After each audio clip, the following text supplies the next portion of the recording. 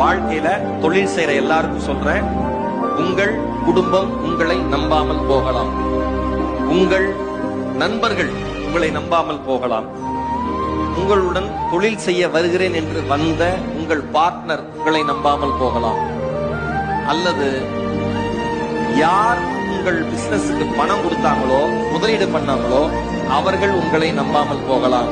ஆனால் ஒருபோதும் உங்கள் நம்பிக்கையை மட்டும் நீங்கள் இழந்து விடாதீர்கள். அது மட்டும்தான் உங்களை காப்பாற்றுகிற மாயசக்தி. உங்களை நீங்க நம்புங்க.